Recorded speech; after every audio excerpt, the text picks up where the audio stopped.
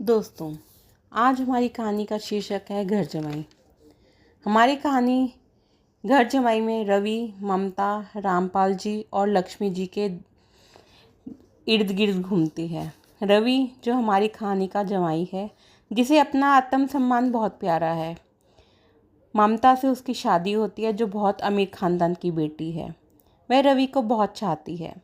ममता के पिता रवि को घर जमाई बनाना चाहते हैं, पर रवि का आत्मसम्मान आड़े आता है। ममता वादा करती है कि आपका आत्मसम्मान पर आंच भी नहीं आएगी। दोनों की शादी होती है। अब हमें यह देखना है कि रवि का आत्मसम्मान बरकरार रहता है या उसे चकनाचूर होना पड़ता है। दोस्तों, हमारी कहानी घर जमाई एकता सुविचार में आपका स्वागत है। अगर ये कहानी पसंद आए तो वीडियो को लाइक और चैनल को सब्सक्राइब जरूर करें और कमेंट सेशन में राधे राधे जरूर लिखना ना भूलें। दोस्तों, शुरू करते हैं हम अपनी कहानी घर जमाई। रवि अपने घर में अकेला ही रहता है। उसके माता पिता का एक्सीडेंट में देहांत हो जाता है। वह भी अच्छे परिवार से था। कॉलेज में पढ़ते पढ़ते ममता नाम की लड़की से उसे प्यार हो जाता है और ममता भी उसे चाहने लगती है। पर ममता इतने अमीर खानदान से है, यह रवि नहीं जानता था। कॉलेज ख़त्म होने के बाद रवि को अच्छी जॉब भी मिल जाती है। रवि और ममता में प्यार बढ़ता है। ममता रवि को अपने माता पिता से मिलने को कहती है। रवि मान जाता है। संडे के दिन दोनों ममता के घर पहुंचते हैं। ममता के मम्मी पापा बालकनी में बैठे होते हैं।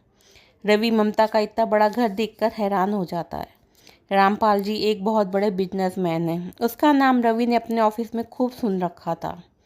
ममता अपने माता पिता को रवि के बारे में बताती है कि वे दोनों एक दूसरे से बहुत प्यार करते हैं और शादी करना चाहते हैं। ममता के माता पिता हैरान रह जाते हैं। ममता के पिता जब रवि से बात करते हैं तो धीरे धीरे रवि उन्हें पसंद आने लगता है। पर वह रवि से कहते हैं कि बेटा, ममता मेरी इकलौती संतान है। हमारा इसके सिवा कोई भी नहीं है। ये सारी धन दौलत इसी की है और ये इतना बड़ा व्यापार भी ममता ही संभाल लेती है। हम चाहते हैं कि जिसकी भी ममता से शादी हो वह हमारे साथ ही रहे और हमारा व्यापार संभाले। रवि हैरान होकर ममता की तरफ देखता है। कहता है कि अंकल, मैं ममता से प्यार जरूर करता हूँ, पर मेरा भी अपना आत्मसम्मान है, वह मैं तोड़ना नहीं चाहता। यह कहकर रवि बाहर निकल जाता है। तीनों हैरानी से उसे जाते हुए देखते हैं। ममता अपने पिता से कहती है, मैं रवि से बात करूँगी। ममता की आंखों में आंसू आ जाते हैं। ममता अगले दिन रवि से मिलने जाती है तो रवि कहता है, तुमने मुझे बताया क्यों नहीं कि तुम रामपाल जी की बेटी हो? तो ममता कहती है कि मैं डर गई थी कि मैं तुम्हें खो ना दूँ। प्लीज़ रवि, मैं तुमसे बहुत प्यार करती हूँ और पापा चाहते हैं कि हम लोग मिलकर अपना बिजनेस संभालें। उनका भी कोई नहीं है मेरे सिवा और मैं तुमसे बहुत प्यार करती हूँ। लेकिन मैं आप तुमसे वादा करती हूँ कि तुम्हारे आत्मसम्मान को ठेस नहीं लगेगी। प्लीज़ रवि, मान जाओ। रवि ममता से बहुत प्यार करता था, इसलिए उसकी बातें सुनकर वह मान गया। रामपाल जी ने धूमधाम से दोनों की शादी कर दी। सब कुछ बहुत अच्छा चला। दोनों हनीमून पे भी गए। आकर सभी बहुत खुश थे। दोनों सुबह ऑफिस जाते और कभी कभार शाम को घूमने भी निकल जाते थे।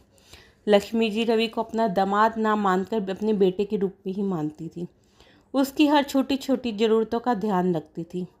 घर में नौकर तो थे, लेकिन किचन का काम लक्ष्मी जी खुद संभालती थी।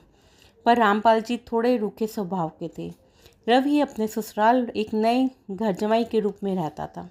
वैसे तो रवि ने पहले दिन से ही परिवार के सदस्यों का दिल जीत लिया था, पर कहते हैं ना, समय समय क्या रंग दिखाएगा कुछ नहीं कह सकते। शहर की तेज रफ्तार जिंदगी और रिश्तों की बारीकियों ने उसे समय के साथ जटिलताओं में फंसा लिया था। रवि पूरे परिवार के साथ सद्भाव बनाए रखने की कोशिश करता था। ममता भी बहुत समझदार और मिलनसार थी महिला थी। वह रवि का पूरा पूरा साथ देती थी और उसका पूरा ध्यान रखती थी कि रवि को ससुराल में बराबरी में सम्मान मिले, उसे किसी प्रकार की ठेस ना लगे। रामपाल जी परिवार में निर्णय लेने वाले कठोर व्यक्ति थे और रवि से भी कड़ी मेहनत और पूरा सम्मान की उम्मीद रखते थे। लक्ष्मी जी का काम परिवार में शांति बनाए रखना था, लेकिन समय के साथ साथ ना जाने क्यों रवि को अपने ससुराल में अलग थलग सा महसूस होने लगा। धीरे धीरे काम से आने के बाद उसे छोटे मोटे काम करने को कह दिया जाता था। एक दिन खाना खाने के बाद रवि उठने लगा तो रामपाल जी ने उसे थाली उठाने के लिए कह दिया और बर्तन धोने का भी आदेश दे दिया। रवि यह सुन के बहुत हैरान हुआ। वैसे तो वह स्वयं ही मेहनती था। इग्नोर करके थाली ले जाने लगा। वह सोचने लगा कि परिवार का सदस्य होते हुए भी कभी कभी उसे नौकर सा महसूस होने लगता है। उसका आत्मसम्मान आहत सा होने लगा। फिर भी अपने आप को संभालते हुए सभी का सम्मान बनाए रखने के लिए नीयत रखी। रवि ने धीरे धीरे यह बात ममता को अपने बताई। एक दिन शाम के समय सभी बैठे थे तो रवि ने विनम्रता से कहा कि हम सब एक परिवार के सदस्य हैं। मैं भी परिवार की जिम्मेदारी निभाना चाहता हूँ, लेकिन अपना आत्मसम्मान के साथ। तभी रामपाल जी ने कड़वे लहजे में कहा, मुझे भी तुमसे कई काम बड़ी मुश्किल से करवाने पड़ते हैं। रवि चुप रहा। उसकी आंखों में निराशा और गुस्सा दोनों ही झलक रहे थे। उसने नम्रता से कहा कि अगर वह खामोश रहा तो उसके आत्मसम्मान की सारी हदें टूटने लगेंगी। वहाँ का माहौल तनावपूर्ण हो गया और उसके मन में खींचतान और बढ़ गई। कुछ दिनों के बाद रवि ने गंभीर निर्णय लिया। एक रात सारे शांति से खाना खा रहे थे। चारों ओर चुप्पी थी और सब आराम से बैठे थे। रवि ने सबके सामने कहा कि मैं अपनी अलग पहचान बनाए रखना चाहता हूँ। अगर ऐसा ही चलता रहा तो मुझे इस घर से दूर जाना ही पड़ेगा। ममता की आंखों में आंसू आ गए और उसने कहा, पापा ऐसा मत करो। ये रवि हमारे घर का सदस्य है। लेकिन रामपाल जी ने अपनी भुहें सिकोड़ ली। अचानक रवि अपना बैग उठाकर बाहर जाने लगा।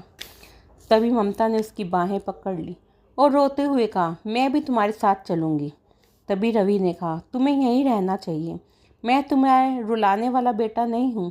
इस बार लक्ष्मी जी की आंखों में भी आंसू थे और उन्हें रामपाल जी की तरफ देखा।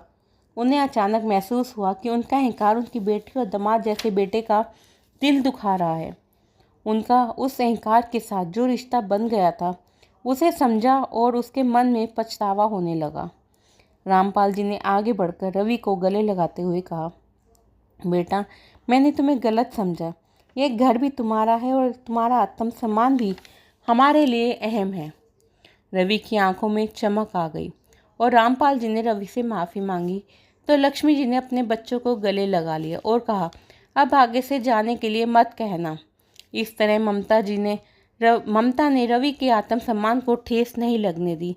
पूरे परिवार में उसे बराबरी का सदस्य माना जाने लगा और सभी ने विश्वास दिलाया कि प्यार, सम्मान और समझदारी से ही रिश्तों की मिठास बनी रहेगी।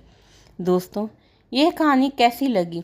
रवि ने अपने आत्मसम्मान को बचाया और रिश्तों में भी बंधा रहा।